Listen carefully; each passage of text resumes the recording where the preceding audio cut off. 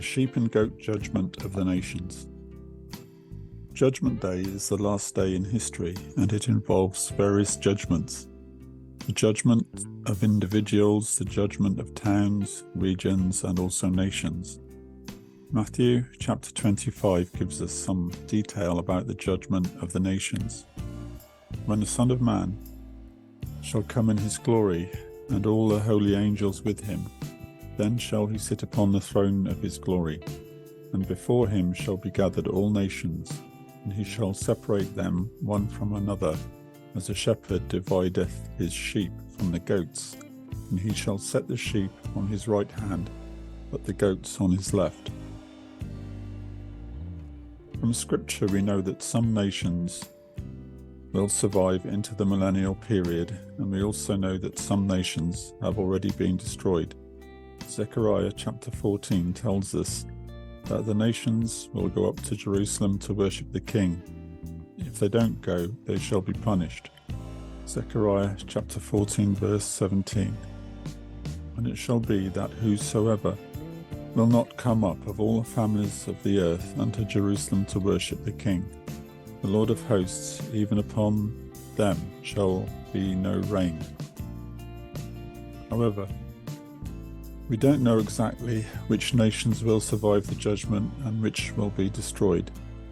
There are some clues though. If you've seen my video on the 153 fish, you will know that in my opinion the fish represent the 153 nations of the world. The disciples were to be fishers of men. Matthew chapter 4 verse 18 to 19. And Jesus, walking by the Sea of Galilee, saw two brethren, Simon called Peter and Andrew his brother, casting a net into the sea, for they were fishers. And he saith unto them, Follow me, and I will make you fishers of men. The fish are all the people groups in the world. When counting up the 153 nations, I noticed that 1/3 of them were born in disobedience to God. 2/3 were born according to his perfect will. The following chart shows that the nations come from 3 patriarchs, Noah, Abraham, and Seir the Horite. So you can see Noah's 3 sons, Japheth, Shem, and Ham. 14 families came from Japheth, 26 from Shem.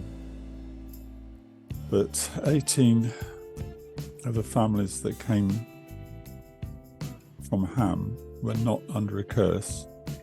12 of the families that came through Ham's son Canaan were under the curse given by Noah in Genesis chapter 9:25. The other families basically were descended through Abraham. We've got his first concubine Hagar, who had 13 families came through her son Ishmael, and they were born in disobedience. We've got Sarah's 28 families from Jacob and Esau. We've got 16 families through Keturah. And then we also have 26 families through Seir the Horite, who intermarried with the descendants of Esau. The total number of families is 153.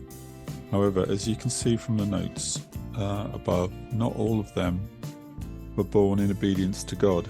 Canaan and his 11 descendants were cursed according to Genesis 9 verse 25.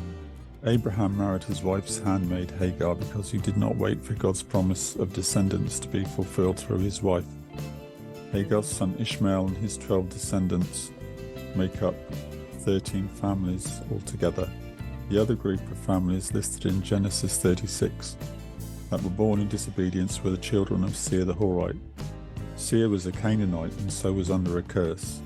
Seir's daughters intermarried with Esau and his sons.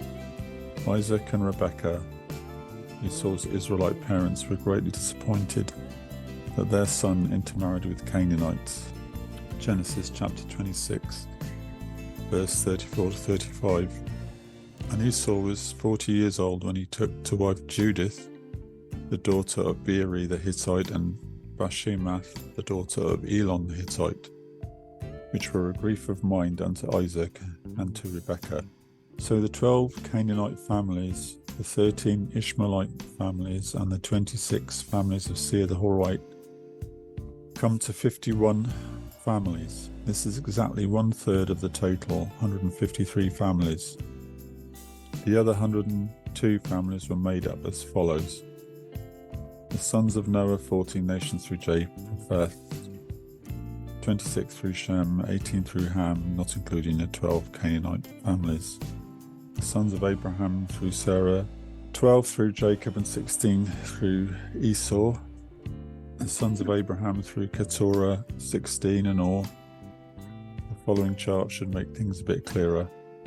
So we've got families born according to God's will, making up the 102. And we've got families born out of God's will, making up 51. And that makes the 153 families altogether. You can, if you want to study this yourself, there's more information on the website with more charts. So we have 2/3 of the nations who are in God's will and 1/3 out of God's will. The 2/3 to 1/3 ratio occurs elsewhere in the Bible.